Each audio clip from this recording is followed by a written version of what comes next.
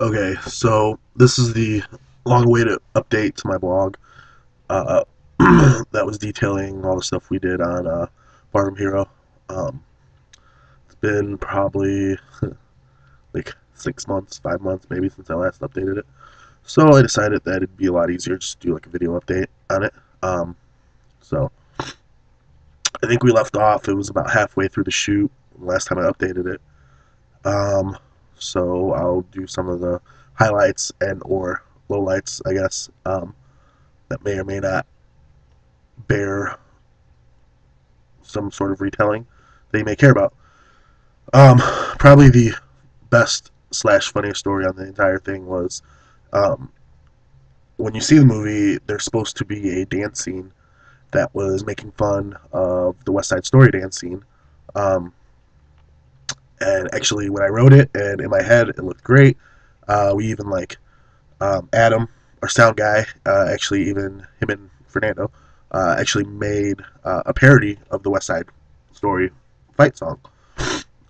So I was actually like very cool, very ingenious on their part. Came out very good. So the idea was it was going to be a '80s kind of rendition of it.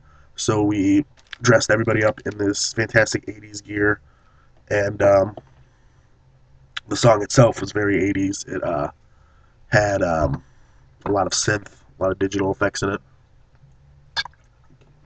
and so a day comes to shoot, and we had found there was this old building.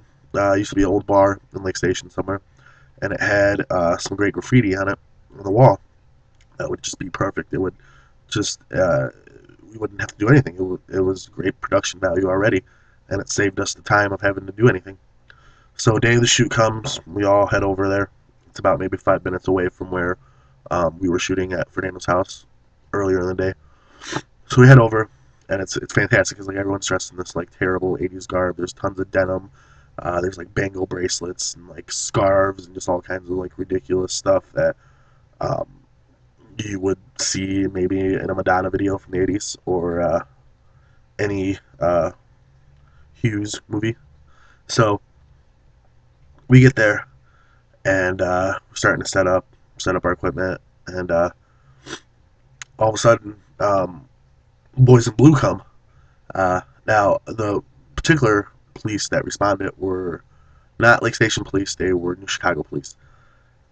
And the thing about New Chicago police are they have maybe like a 6 city block radius that they patrol, and it's all volunteer. It's a super tiny little like not even a town. It's uh, not even really a township. It's just this 6 block radius. So the guy comes over and proceeds to shut us down. He asks us, "What are we doing?" Blah blah blah. And from my experience, when I had gone to Columbia in Chicago, you could film anywhere without a permit as long as it was school. If you told them it was school related, they'd let you go, as long as you weren't really creating a hassle. Now, the thing about this place, it was shut down. It was set off from the road. There was really not. We weren't bothering anybody. It was an abandoned parking lot with a wall with graffiti on it, so we weren't in anybody's way. So I tell the guy, "Well, we're shooting something for school, class project, blah blah blah." Guy goes, "Well, you gotta get a permit. You can't just show up and shoot." And we're like, "All right, well, fair enough, whatever. Our mistake. No big deal." And the guy goes, "Well, I can take all your stuff." Now, keep in mind, this is over probably. We don't have all the lights, but in just camera and some of the lights we brought, I mean, this is probably over. It's $5,000 to $10,000 worth of equipment.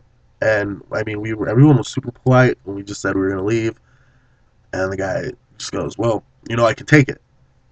And I'm like, "Well, why would you do that?" And he's like, "Blah blah, gives us this big trip." Starts being generally a dick about everything, and then so he's like, "Well, just get out of here." Blah blah blah. We're like, "All right." Then he goes, "Wait, give me all your licenses." And we're like, "Why?" He goes, "Well, I'm gonna run your licenses, see if you have any warrants." So we're like, "All right, fine."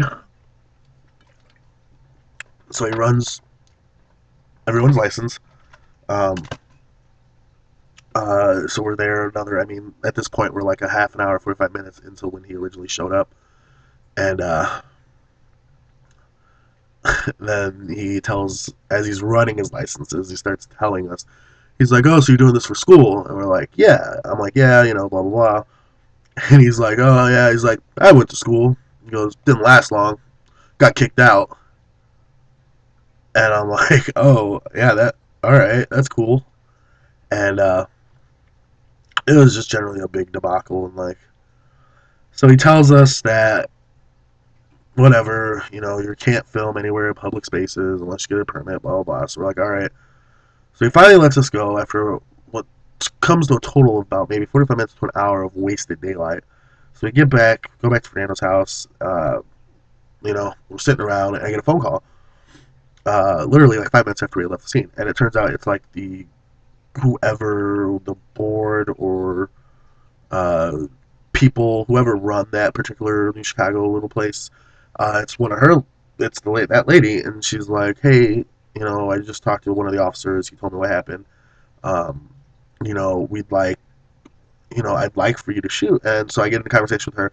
I'm telling her, I just thought it would be kind of a nice thing, like it's a positive thing for this your neighborhood. Be cool. We weren't really causing trouble. It's not like we were doing anything. And she's like, yeah. She's like, okay, let me talk to the town board or the township board or the whatever the hell they're called, and let me talk to the police chief, and we'll get back to you. And I'm like, okay, cool. She's like, give me a couple minutes, and actually, I'll finish this in the next clip.